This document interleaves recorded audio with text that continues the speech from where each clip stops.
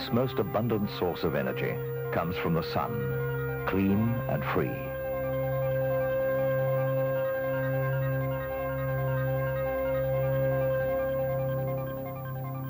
Most people see these panels as the symbols of a solar house, but they only indicate that hot water is heated by the sun. Today, home buyers are asking for solar principles to be built into their houses.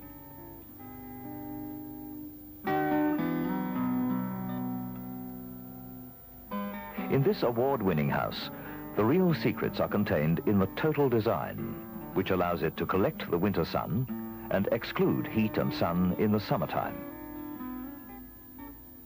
It produces an environment indoors that provides comfortable living conditions all year round. There are important reasons for facing houses to the north. For example, in Sydney, the summer sun rises south of east and sets south of west, attaining at midday an altitude of 78 degrees. This means that the eaves can be designed to provide shading in summertime.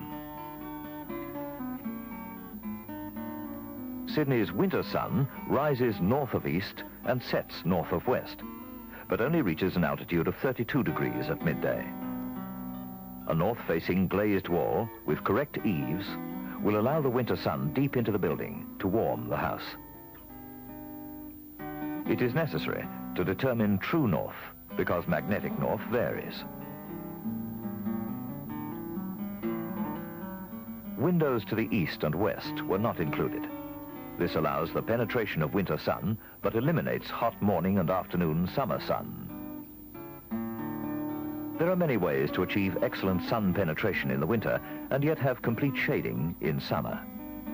Overhanging eaves on the north side is one of the simplest.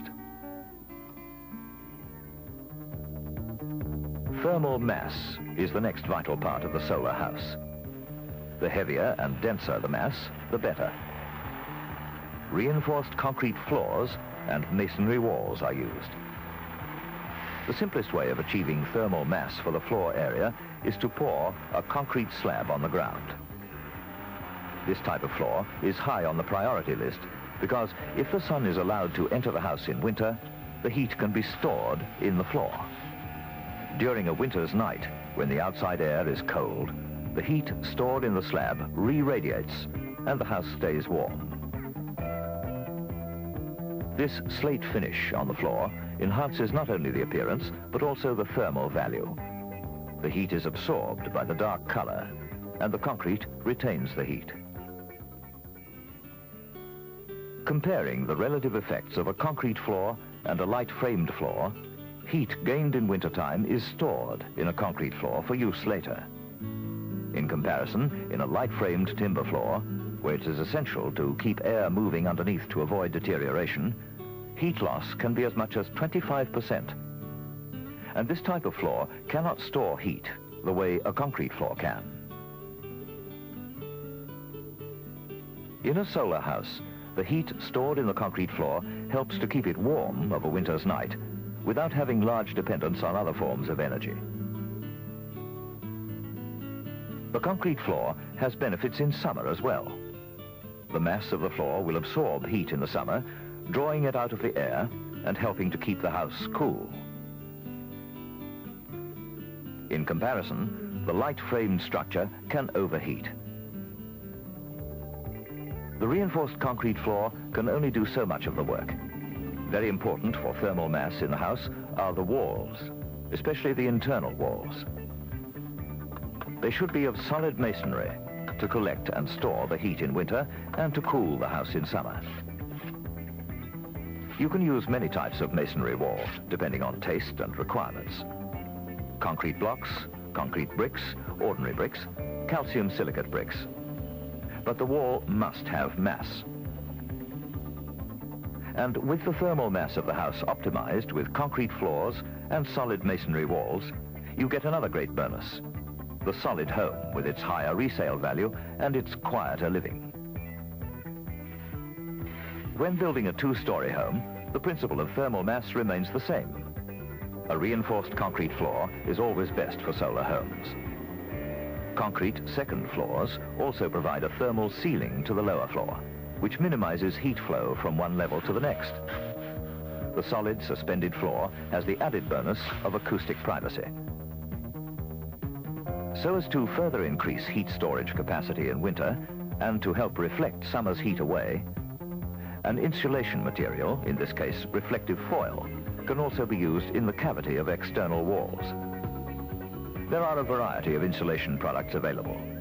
The principle is to stop heat gain in the summer and heat loss in the wintertime. With this solar house, the roof faces the true north and is sloped so that solar collectors work effectively. The roof must be constructed to stop heat loss in winter and heat gain in summer. So a correct understanding of how and where to use insulation is very important. For simplicity, the insulation is laid in the roof itself. Firstly, reflective foil is put on top of the rafters supporting the fiberglass insulation. This also helps to retain the heat in winter. Fiberglass is rolled out on top of the foil, and then the roofing, in this case a light-colored metal deck roof, is clipped into position.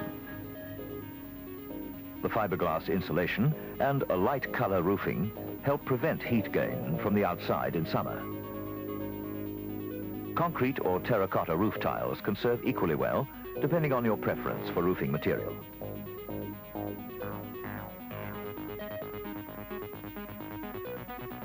A section through a normal house shows most of the heat inside is lost through the walls, floor and roof. Change the floor to reinforced concrete. Heat loss is now reduced. Add solid masonry walls and insulate the walls and the roof, and we now retain the warmth and reduce the heat energy needed to warm a house. With north orientation and correctly shaded glazing facing north, we have the essence of a passive solar house. Color plays a very important part in total solar design. We have to learn how to take advantage of colors. White reflects the rays of heat away and so stays relatively cool. Black, on the other hand, absorbs and re-radiates the heat. Colors between white and black have varying degrees of reflectivity. Obviously, the light colors are best used outside to reflect the heat of summer away. This can be achieved with a number of materials. For example, light-colored concrete, concrete blocks, calcium silicate bricks, or a light bagging, render, or light paint can be used. The best place for dark colors is on the inside. When the sun is allowed to penetrate, its heat is absorbed by the dark colors and re-radiated. The rules about curtains are strict because they provide adjustable insulation. There should be a pelmet to stop air movement. The glazed surfaces are potential areas of enormous heat loss in winter and heat gain in summer. These block-out curtains are comprised of one layer of reflective material and a second layer of decorative fabric, and specifically assist the insulation when drawn over the glazed areas. Weather strips have been used around the doors and windows to stop air leakage. Having established the principles and workings of a solar house, these are some extra features that have been used in this house to enhance its solar qualities. This glass house heats up in the wintertime by simply allowing the sun to penetrate. The heat generated is ducted to other parts of the house. The fireplace was installed mainly for aesthetic reasons, and in behind this wall is a rock store, a large bin filled with small rocks, which was placed into position when the house was built. Heat is drawn from the greenhouse and the fireplace and stored there.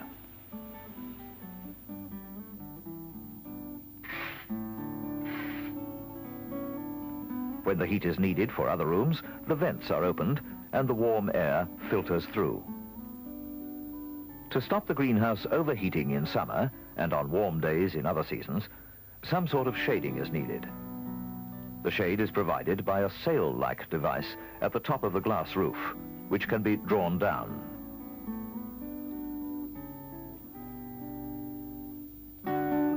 Photovoltaic cells on the roof use daylight to generate power for fans within the house.